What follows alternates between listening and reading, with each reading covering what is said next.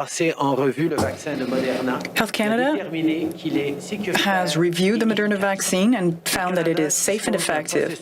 Canada has an independent review process that is globally recognized, and I know that our best experts have upheld the highest standards in this regard. Now that Health Canada has approved the Moderna vaccine, we have the green light to start rolling it out across the country. The first doses of our guaranteed 40 million dose order from Moderna will arrive in the coming days. Later today, I will be speaking with Dr. Athayan from Moderna, McGill grad, regarding the deliveries and efforts to vaccinate Canadians as quickly as possible. On the Pfizer vaccine, today I also have some more good news to share. I can announce that we will be receiving an additional 250,000 doses from Pfizer next month. That takes us up to a total of almost 751,000 Pfizer vaccine doses for January. Between the early doses we've already received and the shipments now scheduled, we're on track to have at least 1.2 million doses from both Pfizer and Moderna delivered by January 31st. We've begun vaccinating the most vulnerable Canadians and frontline workers. Already, these vaccines will allow us to save lives. And while we are working to distribute vaccines as quickly as possible, we are continuing to do everything in our power to ensure people's safety. Our government has agreed to continue to provide federal support to the Canadian Red Cross in Quebec. 500 people that have been deployed in the long-term care homes there will remain until at least March 31st.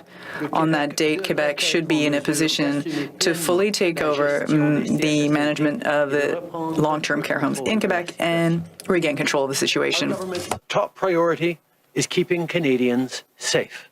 As cases keep rising, we will continue to be there for communities that need additional targeted support. We've now extended the Canadian Red Cross deployment for long-term care homes in Quebec. Just last week, our government also committed to additional civilian support for Red Sucker Lake in Manitoba and a Canadian Armed Forces deployment to Attawapiskat First Nation in Ontario to support elders and vulnerable community members. This is in addition to the requests we approved for the Red Cross in long-term care homes in Ontario and for isolation sites in Windsor, Essex. The Red Cross has done outstanding work over the last year to keep people safe. As we deal with this second wave, we need their expertise more than ever. That's why today I can announce that we're investing an additional $70 million to support their work. Half of this funding will go towards the Red Cross COVID-19 testing assistance response teams, which support communities on testing capacity. The other half of the funding is for the Red Cross outbreak crisis management teams, which help with everything from isolation sites to mental health services. To everyone helping on the ground, whether you're with the Canadian Red Cross or you serve in the Canadian Armed Forces, you're doing remarkable work. Whenever we need you, you're there to help. During floods, wildfires, and now COVID-19, you consistently step up, step towards trouble, step towards danger to keep your fellow Canadians safe. Thank you for everything you're doing. I know many members of the Canadian Armed Forces are apart from family right now, serving at home and around the world to protect us. So thank you for everything you do, and a special thank you to your families and kids who might miss you an awful lot this Christmas. We're thinking of you. For all our men and women in uniform, thank you. You do excellent, incredible work, and thank you also to your families who support you in this service. In this regard, today, I can announce that we will be appointing a new Chief of the Defense Staff, Vice Admiral Art MacDonald, who is currently the commander of the Royal Canadian Navy, will take on this role as General Jonathan Vance retires from the Armed Forces. Vice Admiral MacDonald has decades of experience and service. He's played a leadership role in a number of fields, having led humanitarian operations and disaster recovery operations, as well as leading the command of an extreme Arctic multinational operational group. I know he will continue to provide solid leadership for the Canadian Armed Forces and defend the values of Canadians the world over. General Vance now has the record for being the longest-serving Chief of the Defense Staff, and I would like to thank him for his years of service and leadership. General Vance has led the Canadian Armed Forces to defend our country from military threat and to protect Canadians on our territory when we were dealing with natural disasters and, more specifically, with COVID-19. Today, I can announce that we will be appointing a new Chief of Defense Staff, Vice Admiral Art MacDonald, who is currently the commander of the Royal Canadian Navy, will take on this role as General Jonathan Vance retires from the Armed Forces. I want to thank General Vance for his service, including as the longest-serving Chief of Defense Staff. General Vance has led the Canadian Armed Forces as they defended our country against military threats, deployed overseas, and protected Canadians at home from everything from floods to now COVID-19. Thank you, General Vance, for your service and your leadership. In his new role as Chief, Vice Admiral MacDonald will oversee the work of the Canadian Armed Forces, including on vaccine rollout through Operation Vector. The Canadian Armed Forces have been part of the national response to this pandemic since the spring, whether deployed to long-term care homes or helping with contact tracing. I know that Vice Admiral MacDonald's leadership and expertise will be invaluable as the armed forces continue to work around the clock to keep Canadians safe. This afternoon, I also want to say a few words about traveling and the holidays. Let's be clear. This is not the time for a vacation abroad. Even if you travel every winter, please rethink your plans. In many parts of the country, hospitals are already struggling to cope with new cases. There are new strains of this disease in places like the United Kingdom. The situation is very serious. By staying home, by following public health rules, you can be part of the solution. Canada continues to have significant travel and border measures in place for anyone entering the country. Unlike most of our allies, we have a mandatory 2-week quarantine, including for Canadians returning to the country. In March, we brought in these measures, which continue to be some of the strongest in the world, to keep people safe and save lives. Today, just like on day one, protecting you and your family is our top priority. That's why, in addition to the significant measures we already have in place, we acted quickly on additional travel restrictions in response to the situation in the United Kingdom. On Sunday, I convened the Incident Response Group to discuss the new variant of COVID-19 that has been identified in the UK. Our government temporarily suspended all commercial and private passenger flights from the UK to Canada. Today, I can announce that we will extend this temporary suspension of passenger flights from the UK to Canada for another 2 weeks until January 6th, so we can prevent this new variant of COVID-19 from spreading in Canada. If you've arrived from the UK recently, the Government of Canada has been in the process of reaching out with more directions. Je tiens à rappeler à tout le monde. I'd like to remind everyone that you should not travel abroad at this point. Airports should not be busy. If you have reserved a trip, think about it. Even if you've traveled abroad every year, circumstances are very different this year. And if you do still decide to travel, upon your return, you have to quarantine for 14 days. If you don't respect this rule, there could be serious consequences. Our priority is to ensure the safety of all. These holidays will be tough for a lot of people. I think of everyone who can't be with family or lost someone they loved. It's been less than a year since Ukrainian Airlines Flight 752 was shot down, killing all those on board, and less than 2 years since the crash of Ethiopian Airlines Flight 302. To the families and friends who will be spending the holidays without a loved one, you will be in our thoughts. In honor of the victims, we are working to establish January 8th of every year as the National Day of Remembrance for victims of air disasters. Their memories and their stories will not be forgotten. And to everyone who's lost someone this year to this terrible virus, I want to extend to you my deepest condolences. We are standing with you. We are grieving with you. You are not alone. En 2020, nous avons été confrontés In 2020, we have had to deal with too many tragedies. This was not how we wanted to be spending the year, and even less so Christmas. Days are shorter, there's less sunshine. As Canadians, we know what it is, what it means to get through a long and cold winter. So do what you need to do. Stay home. Protect your loved ones, our frontline workers. Our workers are in the health sector, doctors and nurses. Stick together when times get tough. It's just what we do. We can't afford to let up now, so keep doing your part. This is not the time for Christmas or New Year's parties. This is the time to continue wearing a mask, to keep your distance, to avoid gatherings, and to download and use the COVID Alert app. In other words, please continue to protect those around you. Our country has been through difficult Christmases before. There have been times when our grandparents or parents couldn't be with family or had to put traditions on hold. They had faith that better days would come round.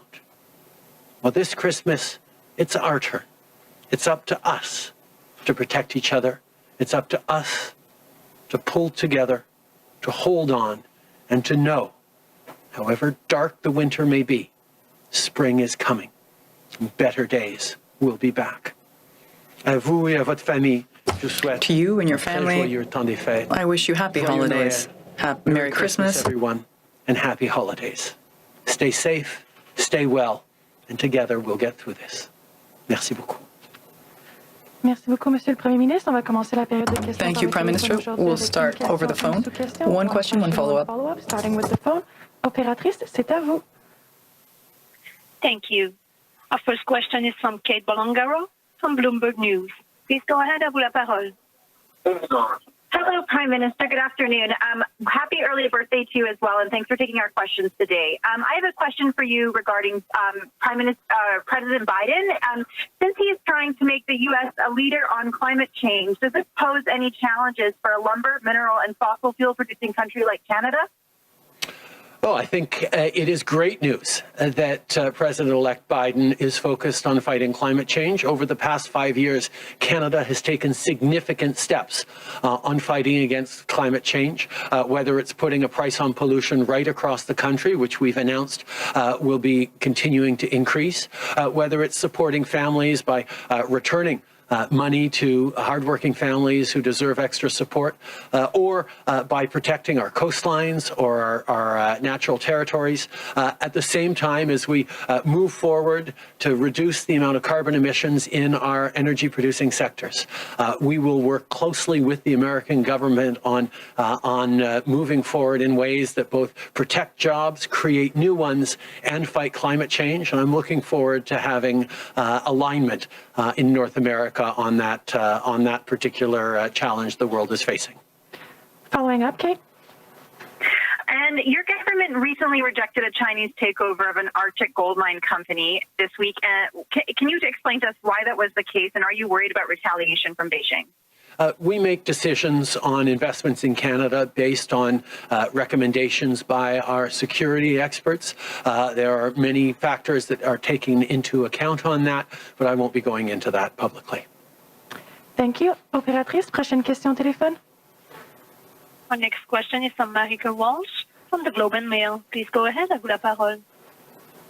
Hi, Prime Minister. Thank you so much for taking our questions today. Canadians woke up to get more news of another humanitarian crisis in a long-term care home in the Greater Toronto area.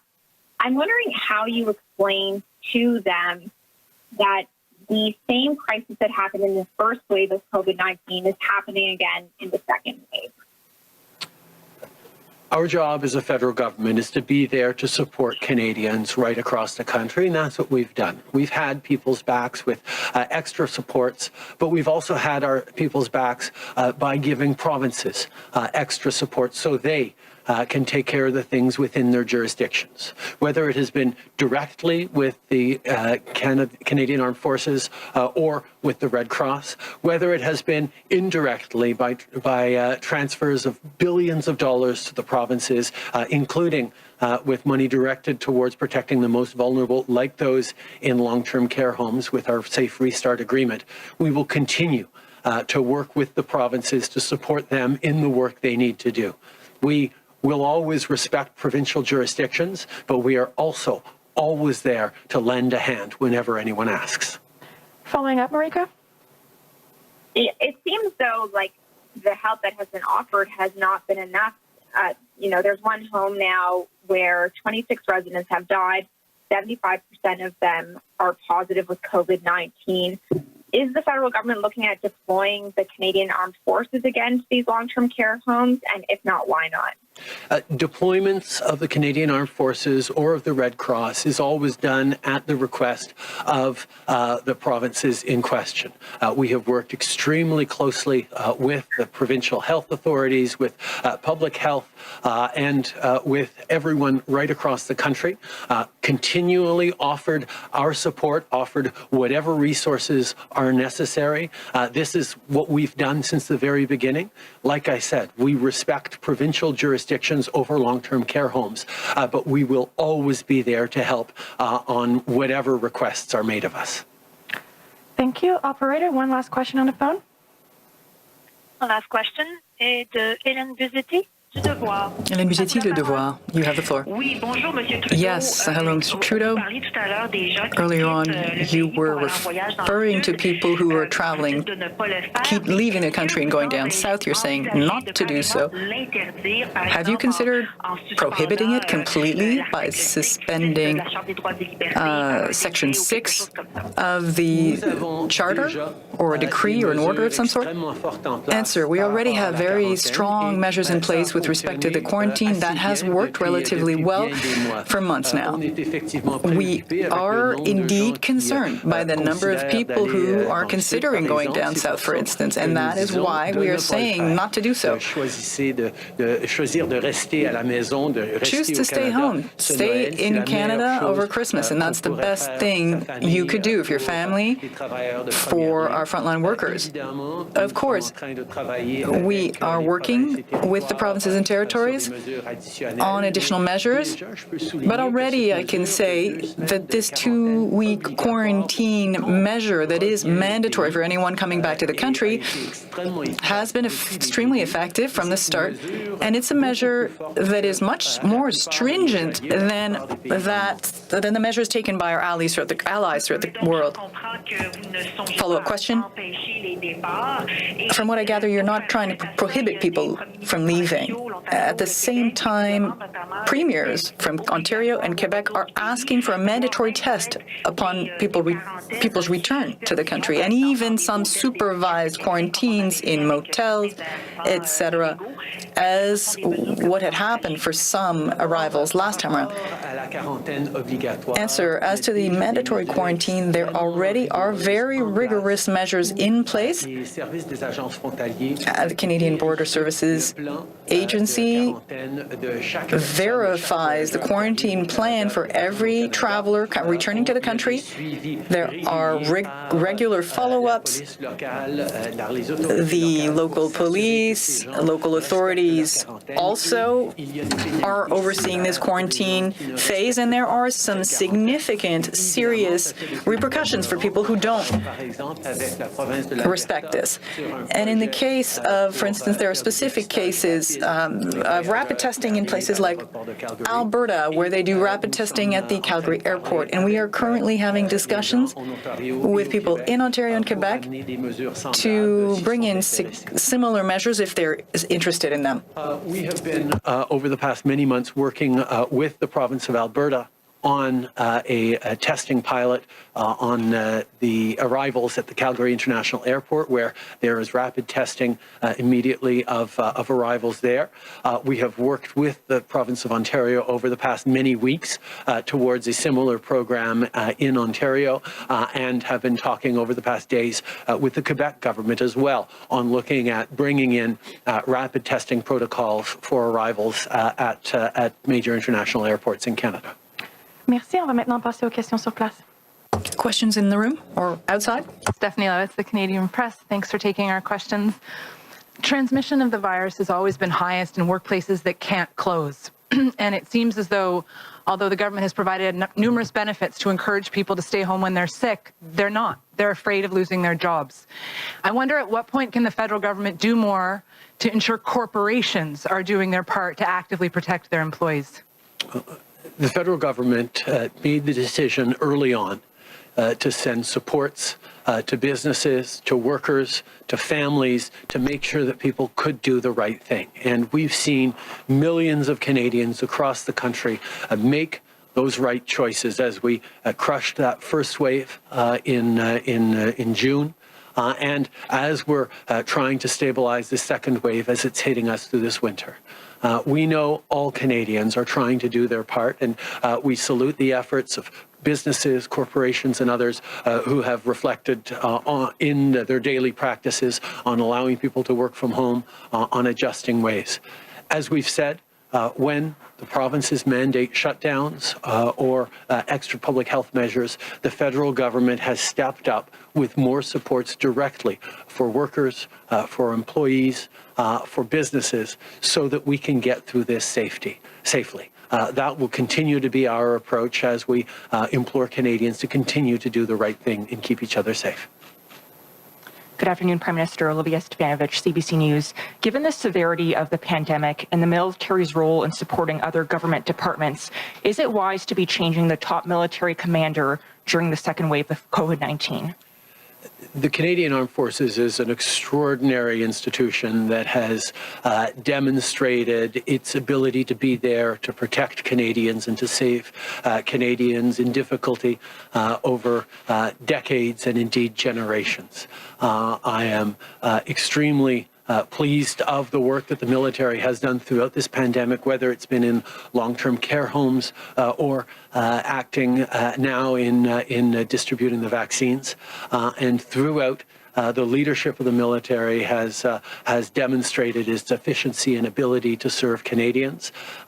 I thank General Vance, who is now the longest-serving Chief of Defence Staff in Canadian history, and welcome the extraordinary leadership of Vice Admiral Art MacDonald, who will be an extraordinary asset to Canada as we continue to move forward in ensuring that we are keeping Canadians safe.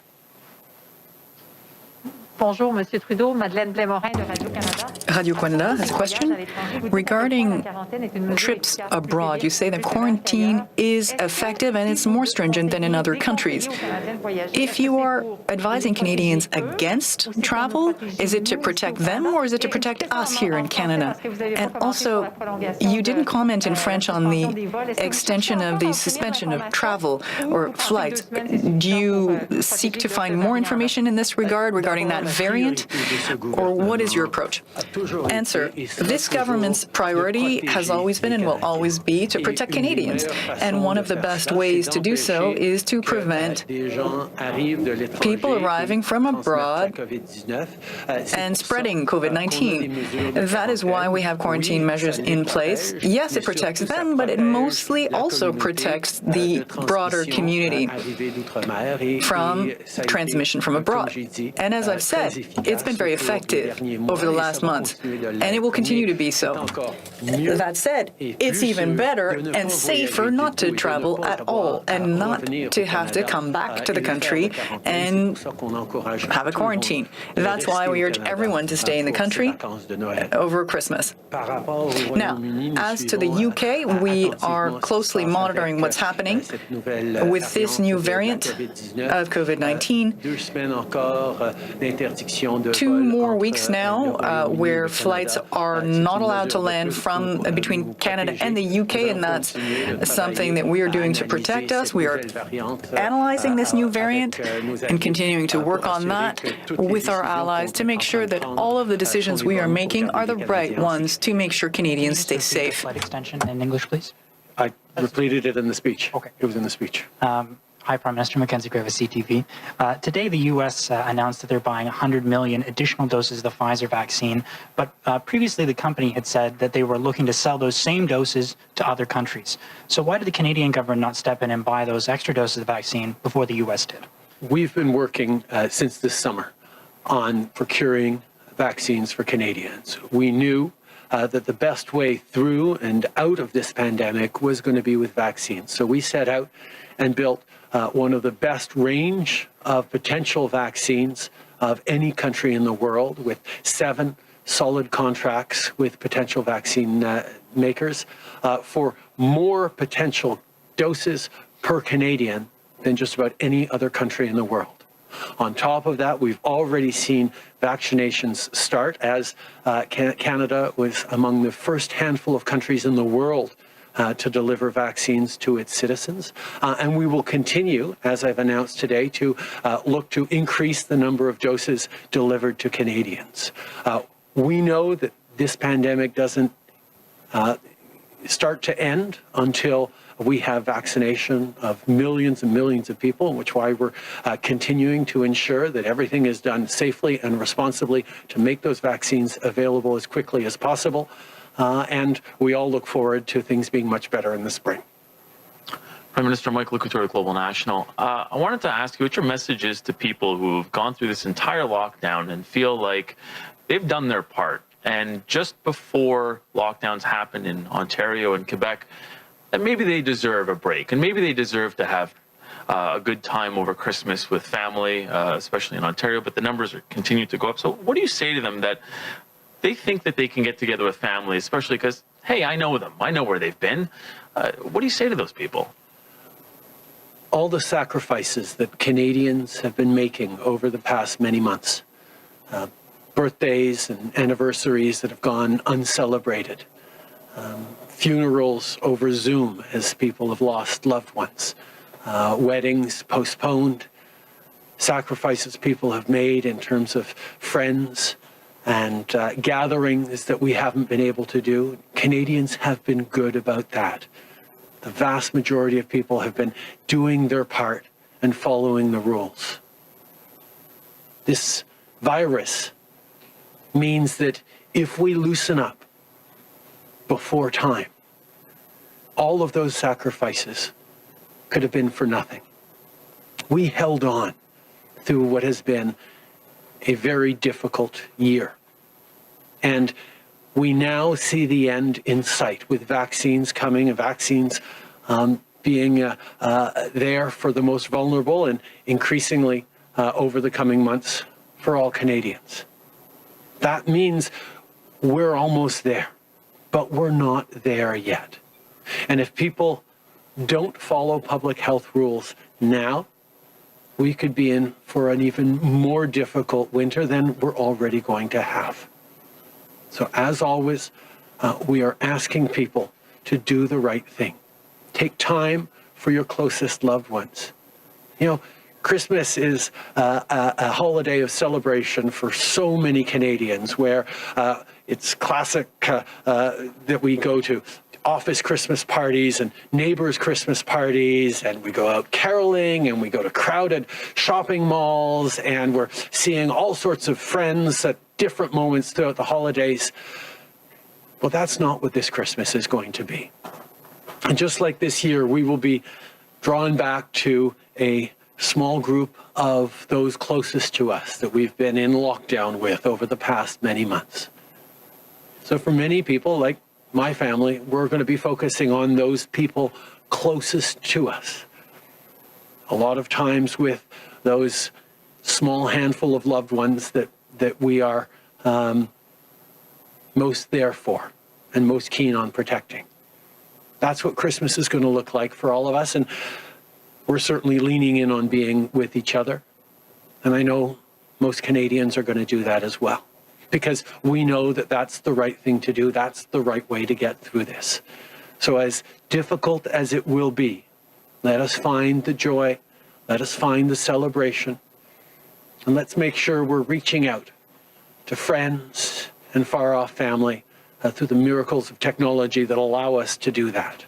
Reach out over Zoom, reach out over the phone to make sure that people know we're thinking of them.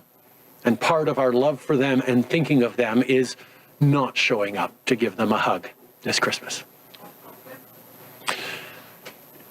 Je pense que depuis les débuts de cette année, in English, I think from the beginning of this year, Canadians have sacrificed a lot, birthday celebrations that have been missed. They've held funerals and weddings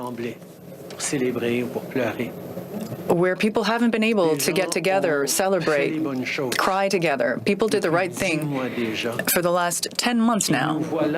And here we are, and we can almost see the light at the end of the tunnel. And with these vaccines,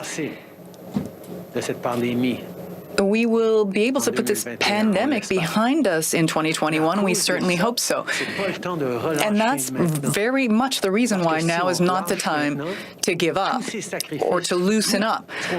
If we loosen up now, then all of these sacrifices, everything we've done over the last many months could be in vain. We owe it to ourselves to hold on for another few months to get through this tough winter, but it won't be as tough as if people just give up on the measures that protect us all, that protect our frontline workers. You know,